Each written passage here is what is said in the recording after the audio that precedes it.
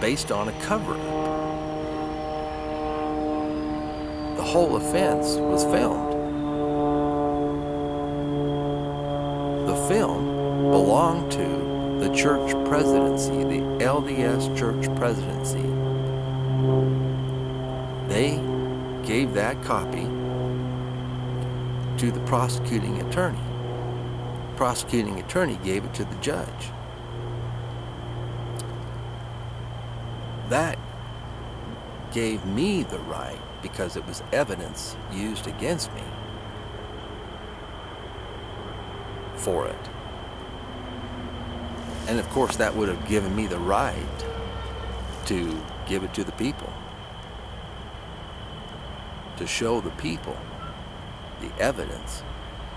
But they didn't want that, because it was an embarrassment to them, because there were crimes that were committed against me that they didn't want the people to know about and see and remember. Now, under normal circumstances and on a righteous standard, that would qualify a case to be dismissed based on a constitutional standard. Now, if you support a person that's corrupt, you would agree that the evidence used against me should have been withheld from me. But that's not the constitutional standard. That's domestic violence against the United States Constitution.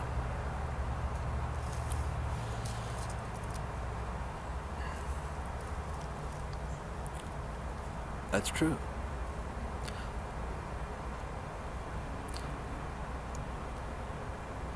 Now, even the media went and spent $10,000 trying to get that evidence. And they were denied. And that right there would have been grounds to publicly announce, hey, listen, we can't get the evidence and we're the people. It was used against that defendant and he couldn't get it. The case should be dismissed.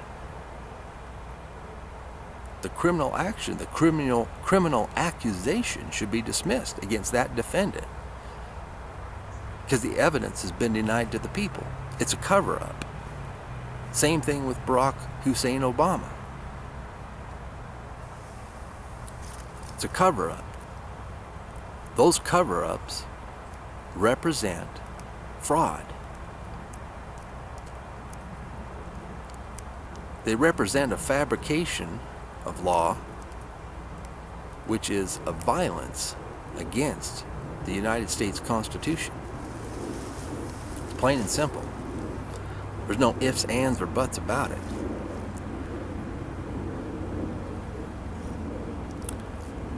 Ostensibly, even our college campuses now are becoming politically correct zones rather than free speech zones. Politically correct zones. What we say is free speech, What we don't say is free speech, or what we politically disagree with is a violation of speech.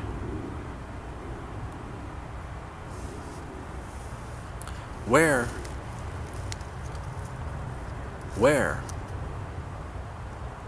is the greatest social arena that is to be protected in the action of free speech? Well, that would be the church. The churches. In the churches, if free speech is not protected, then you have the state coming in the church and saying the canon, the scriptures, can only mean this. Prophecy can only mean this, according to the state interpretation. That's pinning or crucifying the Lord again. Pinning the word down. And I've said it repeatedly, woe be unto those who will make a man an offender for a word, especially one reproving in the gate or in the house of the Lord or the churches. And in my case, that's exactly what happened.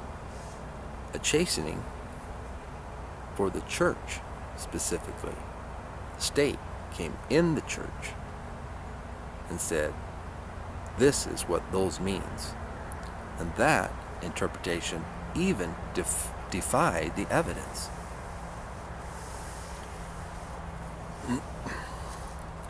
That's what you call living in a wicked, wicked state. How else do we describe it?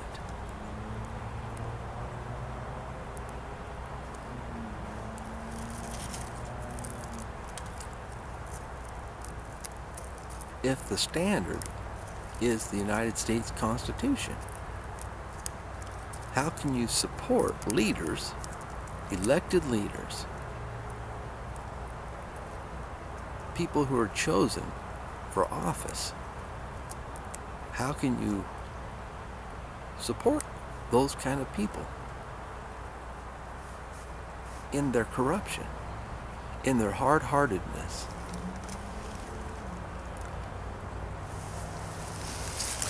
And be found in the balances defending the Constitution of the United States? You can't. And if you can't admit a wrong, your heart is hard as stone. You have become corrupted in the law. The law testifies against you and your actions. You cannot stand in the light of truth.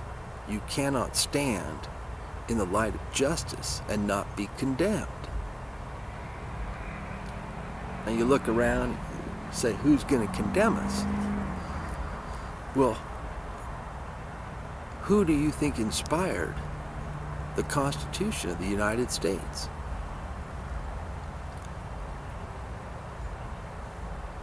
Many believe that it was inspired of God.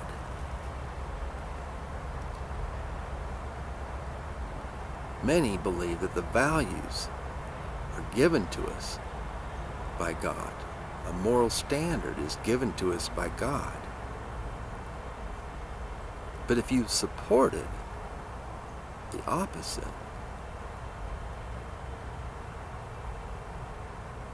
you are fighting against God. You are kicking against God.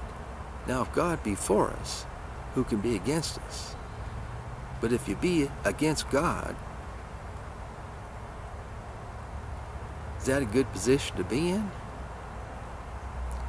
Is that what you're going to represent to God at the judgment bar, in your final judgment, which one day will come? This life is the time to prepare to meet God. And what does your record portray?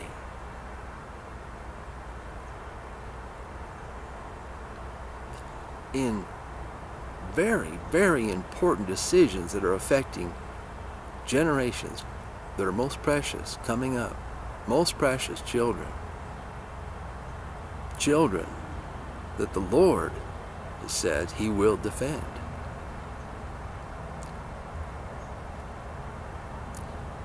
Aren't you eating up your children's future in those wrong decisions? If you're eating up your children's future, aren't you eating their flesh? Aren't you eating their bread? How do you feel about that? If you cannot repent and change directions and change course, your judgment is sealed. That's the record you're going to have. I'm out here trying to give you another choice, trying to give you the opportunity to repent, to change, to correct your wrongs, to say, we made a mistake, we're sorry, we want to do right.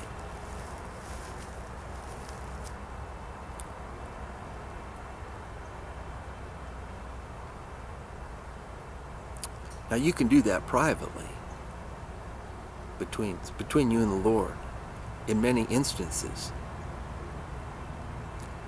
But in other instances, your choice is public. You have to make a public stand. It cannot be in the dark. If it's in the dark, basically, your choice is silence. Silence for corruption. Silence that is equated to cover up. Cover up of corruption.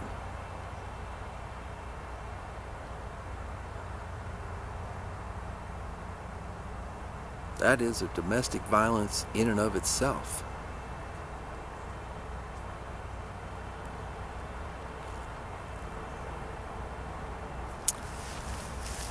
That is why the Lord has given me the responsibility to extend the opportunity for you to make a right choice, to repent, to change, to soften your heart. That is why the Lord has called me to run as a candidate for U.S. Senate in the state of Utah. I will be a write-in candidate. That is a choice for you to make. It's an opportunity for you to repent. It's an opportunity for you to stand for the Constitution.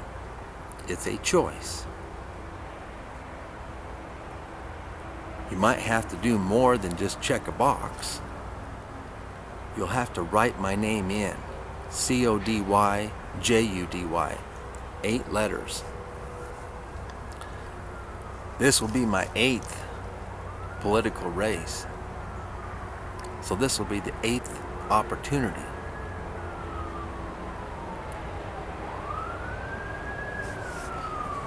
For you to make a public record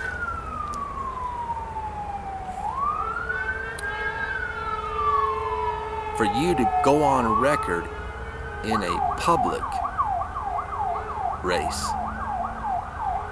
for the office of U.S. Senator for someone who has not only suffered constitutional deprivations and constitutional corruption,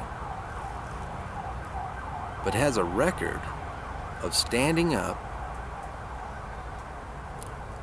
and fighting constitutional corruption in every branch of government.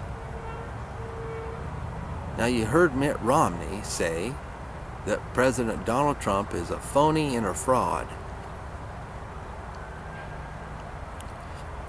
He didn't elaborate in which decisions that he felt President Trump was a phony and a fraud. Just generalized it. Well, I tell you that in Mitt Romney's history, in standing up for the Constitution against Barack Hussein Obama, Mitt Romney is a phony and a fraud. He is Mammon Mitt. Mammon Mitt.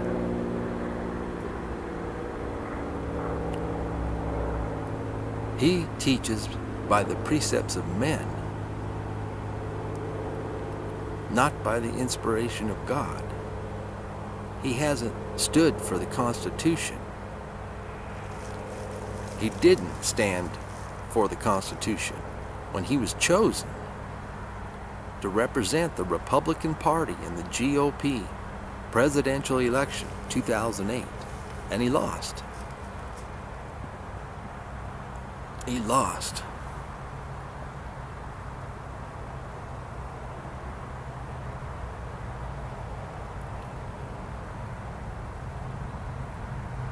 Utah is a beautiful state. It's a great state in appearances on the outside. Absolutely gorgeous. Great state. Beautiful scenery. But Utah suffers corruption on the inside. Horrible, horrible corruption. Filthy, swampy corruption. Because they are not standing proud and tall with courage for the United States Constitution. They might say, because they're quote-unquote Republican state, that they were opposed to Barack Hussein Obama. But their lips spoke this, and their heart supported. Because their actions were weak, and their actions were corrupt in cover-up. Their actions did not support financially in sending dollars to a candidate who was standing up against the corruption. It's as plain as simple as that.